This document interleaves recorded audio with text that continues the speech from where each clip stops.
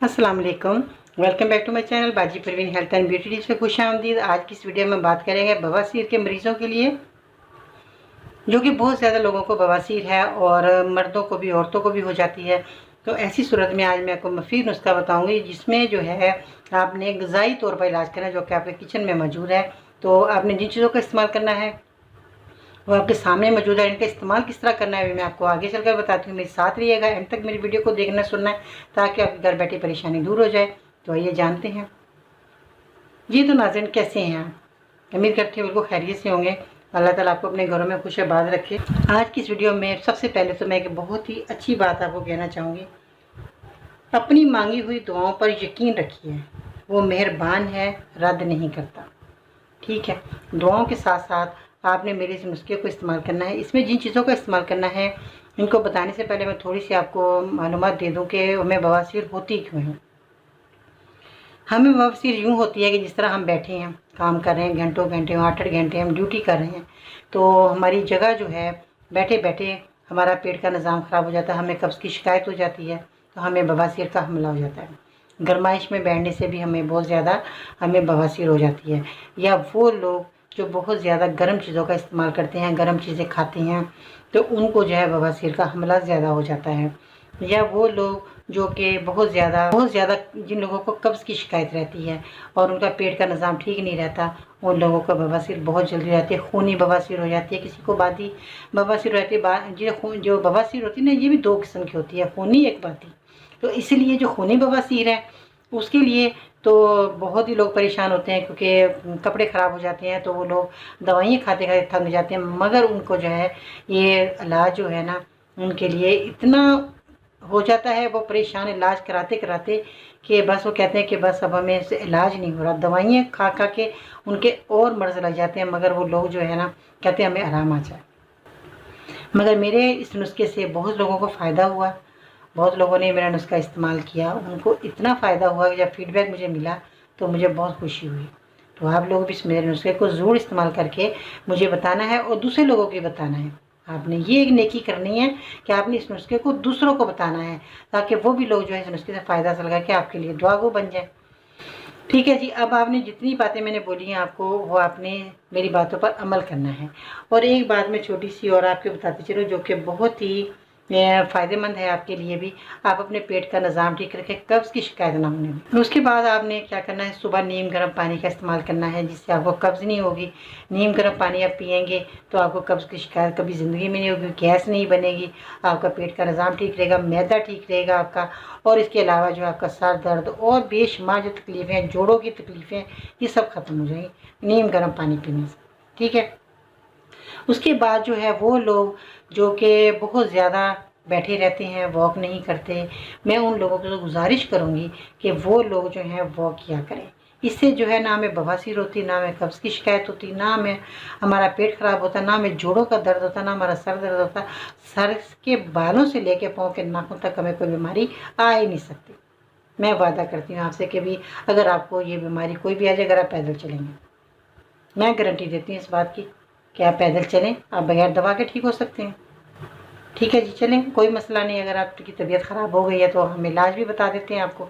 इसमें आपने क्या करना है, केले का इस्तेमाल करना है। केला आपने कैसे खाना है ये मैं आपको बताती हूँ, कि आपने छोटी इलायची का भी इसमें इस्तेमाल करना है। छोटी इलायची जो है आपने 2 अदद आपने ले लेनी है, छोटी इलायचियाँ। इस तरह ना इनके जो है अंदर के जो बीज हैं ये आपने निकाल लेने हैं। इसमें कुछ खुले हुए भी हैं पीस। ठीक है जी, तो आपने जिस तरह ये मैं आपको खोल के दिखा देती हूँ, अंदर से ये काले बीज इस तरह होने चाहिए। तो ये बीज जो है आपने निकाल लेने हैं। इन बीजों को आपने अब इस्तेमाल कैसे करना है केले के साथ, ये मैं आपको बताती हूँ। ठीक है जी, अब आपने छुरी ले लेनी है और केला, एक केला लेना है आपने, और इसका छिलका आपने उतार लेना है इस तरह। ठीक है जी, ये आपका केले का छिलका उतर गया। आपने इस केले के छिलके को पूरा नहीं उतारना, ठीक है, इतना ही आपने उतारना है इसको। उसके बाद आपने क्या करना है, छुरी की मदद से आपने इस केले को थोड़ा सा और हम छील लेते हैं इसको नीचे तक। इसको आपने यहाँ से शुरू करना है, ठीक है जी। इसको आपने इस तरह काट लेना है केले को। ये आपके जो हैं, आपके केले के 2 पीस इस तरह हो जाएंगे। इस तरह ये केला खुल जाएगा। ठीक है जी। ये जब आपका केला खुल जाएगा इस तरह, देखिए हम छुरी की मदद से थोड़ा सा और इसको ज़रा इस तरह खोल लेते हैं। ठीक है जी।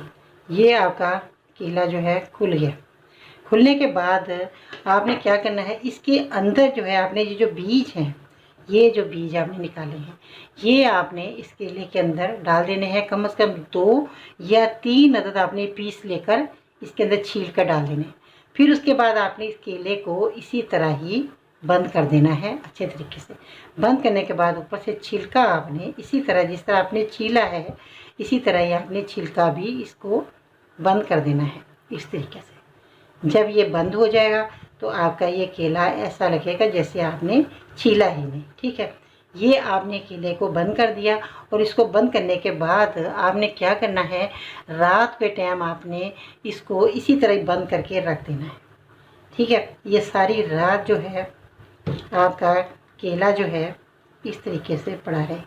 और ऊपर से आपने जो है इसको कोई ऐसी चीज़ ढक देनी है, छन्नी वगैरह या कोई ऐसा जो कि इसके ऊपर जो है कोई मच्छर वगैरह ना जाए या कोई कीड़ा मकोड़ा ना घूम जाए, तो आपने इसके ऊपर कोई छन्नी वगैरह ढक देनी है। ठीक है। ये आपका केला जो है, इस बीजों के दाने जो आपने डाले थे ये रखा रहे रात भर। सुबह आपने उठना है, दांत ब्रश करने हैं, नमाज़ पढ़नी है, दांत ब्रश करने, उसके बाद आपने क्या करना है, इस केले को खा लेना है बीजों समेत। ठीक है। चबाकर सुबह निहार मुँह खाना है, 1 केला आपने खा लेना है। उसके बाद आपने 15 से 20 मिनट के बाद आपने जो है नाश्ता करना है। ठीक है। उसके बाद जो है नाश्ता करने के बाद सारा दिन आपका गुजर गया। शाम को आपने यानी कि रात को आपने इस तरह अमल करना है और इसी तरह ही आपने सुबह को अमल करना है और रात को सोते वक्त आपने ये खाना है केला।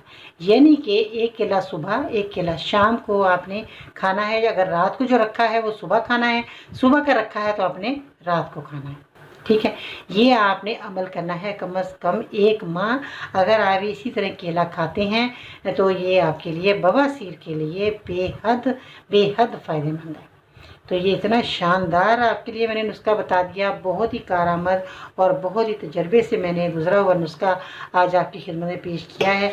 आप इसका इस्तेमाल करेंगे इन दोनों चीज़ों का इसी तरीके से जिस तरह मैंने बताया, तो इंशाल्लाह क्यों नहीं आपकी बवासीर ख़त्म होगी, ज़रूर होगी। आप इस्तेमाल करें इन चीज़ों का, ग़िज़ाई चीज़ों का आप इलाज करें, आपको ज़रूर फ़ायदा होगा। ठीक है जी। अपना बहुत सारा ख्याल रखिएगा।